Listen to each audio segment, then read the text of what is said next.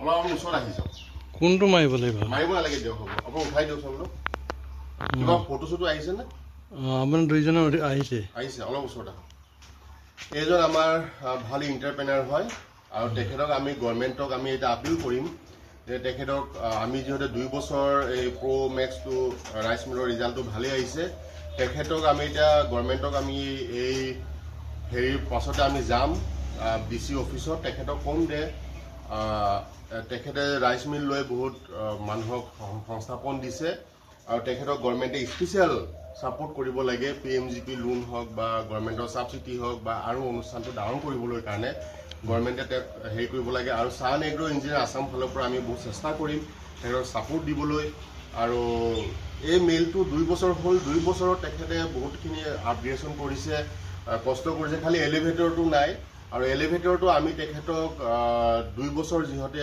এই rice মিলটো success হৈছে আমি তেওঁক 50% কমতে এলিভেটৰ এটা আমি তেখেত দিবৰ ব্যৱস্থা কৰি আছোঁ সেইটো গভৰ্ণমেণ্টক আমি এই মাহৰ লাষ্টতে আমি তেখেতক কৰিম দে মোটামুটি তেখেতক 20 লাখ টকা মিনিমাম গভৰ্ণমেণ্টে ছাপোৰ্ট কৰি এই অনুষ্ঠানটো আগুৱাই লৈ যাব লাগে আৰু লগতে গভৰ্ণমেণ্টৰ মানুহ আহি চাব লাগে দে এই অনুষ্ঠানৰ কাৰণে গোটেই বৃহৎ অঞ্চলটো ধানৰ সুবিধা কৰিছে দুখীয়া মানুহৰ কম ধান কি কয় মেলিং কৰি দি আছে আপুনি গভৰ্ণমেণ্টৰ পৰা কি সহায় বিচাৰে গভৰ্ণমেণ্টে যদি আমাক হেল্প কৰে আমি বিজনেছটো আগবাঢ়ি যাব পাৰিম হয় হয় হয় আৰু উন্নতি হ'ব আৰু উন্নতি হ'ব এতিয়া আপুনি এইটো প্ৰথম 2 বছৰ আগতো ধাৰ ঋণ কৰি নিশ্চয় কিনিছে নিজৰ পইচা নাছিলে তেখেতে ধাৰ ঋণ কৰি এইটো আমাৰ ফালৰ পৰা প্ৰ' মেক্স ৰাইচ মিল এখন কিনি পিনে আজি এইটো প্ৰতিষ্ঠা কৰিছে এই ল'ৰাটোক গভৰ্ণমেণ্টে আগুৱাই লৈ যোৱাত মোটামুটি একদম কম হ'লেও 20 লাখ টকা এটা যাতে সহায় কৰি এই গোটেই ঘৰ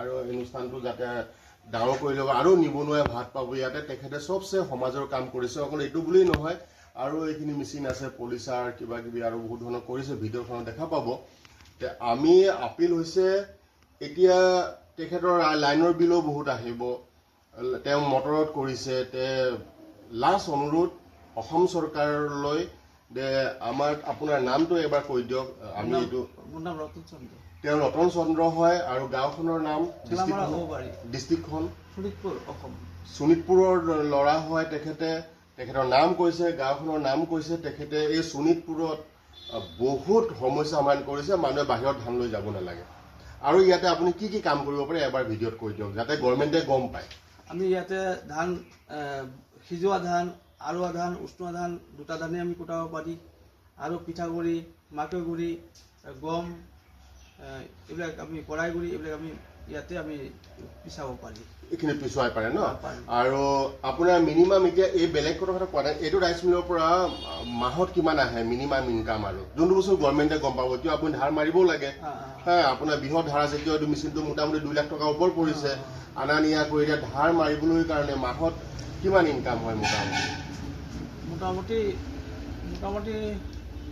ইনকাম খৰচ বাদ দিছো লেবাৰ খৰচ বাদ দিছো আপোনাৰ ষ্টাফ খৰচ বাদ দিছো আপোনাৰ খৰচ বাদ দিছো ঘৰ ভাড়া বাদ দিছো লাইনৰ বিল বাদ দিছো 8-10 হাজাৰ টকা আহে আৰু মিনিমাম এতিয়া নতুন মানে 2 বছৰ হৈছেহে তেওঁ 8-10 হাজাৰ টকা এতিয়া আহে কিন্তু তেওঁ খৰচ বহুত আছে কিয় তেওঁ আৰু অন্যান্য মেচিনো আছে গভৰ্ণমেণ্টে তেখেতক যদি আগুৱাই লৈ যায় মিনিমাম তেখেতে মাহত 30,000 পৰা 40,000 টকা ইনকাম কৰিব পাৰিব যদি এইখিনি ধাৰ চাৰ তেখেতে নাথাকে আৰু তেখেতক সেইকাৰণে অনুৰোধ কৰিছো আমি অহা মাহত অসম গভৰ্ণমেণ্টত চিঠি লিখিম আপুনি আমাৰ লগত যাব ছান এগ্ৰ ইঞ্জিনিয়াৰ আছামৰ পৰা হেল্প কৰিম আৰু প্ৰডাকশ্যন আপুনি যিখিনি কৰি দেখাইছে কিন্তু ঠিকে আছে আৰু তাৰ কাৰণে অতি সোনকালে আমি আপোনাৰ EM Part 1 আছেনে ৰেজিষ্ট্ৰেশ্যন আছেনে উদ্যমী ৰেজিষ্ট্ৰেশ্যন এইটো চবচে ডাঙৰ কথা হৈছে কি এতিয়া ইণ্টাৰপ্ৰেনাৰসকলে আমি মেচিন দিছোঁ কিন্তু তেওঁলোকক মই যিহেতু IIEটো কাম কৰিছোঁ ছান এগ্ৰ ইঞ্জিনিয়াৰ আছাম মোৰ প্ৰতিষ্ঠান হয় আমি উদ্যমী ৰেজিষ্ট্ৰেশ্যনটো বেনিফিট কি এইটো আমি গোটেই অসমত এৱাৰনেছ কৰি আছোঁ উদ্যমী ৰেজিষ্ট্ৰেশ্যন কৰিলে আপোনাৰ এইটো অনুষ্ঠানটো লিগেলাইজ হ'ব গভৰ্ণমেণ্টৰ পৰা সুবিধা পাবলৈ হ'লে উদ্যমী ৰেজিষ্ট্ৰেশ্যনটো কৰিব লাগিব আৰু ছান এগ্ৰ ইঞ্জিনিয়াৰ ফালৰ পৰা এইটো ফ্ৰী অফ কষ্ট কৰি দিয়া হৈছে আৰু আপুনি আমাৰ গুৱাহাটীলৈ আকৌ আহিব নতুন টেকন'লজি মেচিন আহিছে সেইবিলাকো চাব আমি এইবিলাক হেল্প কৰিম উদ্যমী ৰেজিষ্ট্ৰেশ্যনটো আমি বনাই দিম আপুনি পইচা দিব নালাগে আজিয়ে বনাই দিম আজি আমি বনাই দিম আপোনাৰ ডকুমেণ্টছকেইটা দি আজিয়ে বনাই দিম 2 নম্বৰ হৈছে আপোনাৰ 20 লাখ টকা লোনটোৰ আৰু ছাবচিডিৰ কাৰণে আপোনাক আমি এই সপ্তাহত এপ্লাই কৰাই দিম। তাৰপিছত আপোনাৰ লগত আমি য'ত য'ত যাব লাগে আমাৰ মানুহ নিজে আহি পিনি আপোনাক এইখিনি হেল্প কৰিব। এইটো আমি অন কেমেৰা কৈছোঁ, আপোনাক এইখিনি হেল্প কৰিম আৰু এই অনুষ্ঠানটো যে ডাঙৰ হ'ব লাগে। ঠিক আছে। আপুনি কেনেকুৱা পাইছে এই ৰাইচ মিলটোত আহি পিনি? আহি ভালেই পাইছোঁ। তেওঁলোকৰ কাম কাজ চাউলৰ প্ৰডাকশ্যন ঠিকে আছেনে আপোনাৰ মতে? ঠিকেই আছে। ঠিকে পাইছে না? বহুত পুৰণা আমাৰ কাষ্টমাৰ। কাষ্টমাৰ হয়। আহকচোন দেউতাৰ এতিয়া। লগৰ দিনৰ মানুহ। অ'কে। এতিয়া আপুনি আপোনাৰ ভাল নামটো? মোৰ নে হয়। নীলকান্ত হাজৰিকা। এতিয়া আমাৰ এই ল'ৰাটো আহি পিনি তেওঁৰ যি কাম কাজ চাউলৰ কোৱালিটি, এতিয়া ধৰক এই মেচিনটোৰ যিবিলাক চাউল বনায় কোৱালিটি ভালেই পাইছেনে আপুনি? ভালে আছে। আপুনি ধুনীয়া কৰি খাব পাৰে, কোনো প্ৰব্লেম পোৱা নাই? নাই, ঠিকে আছে। এই ল'ৰাটোক আগুৱাই যোৱাৰ কাৰণে গভৰ্ণমেণ্টৰ সহায় সহযোগ প্ৰয়োজন আছে নাই আপোনাৰ মতে? আছে।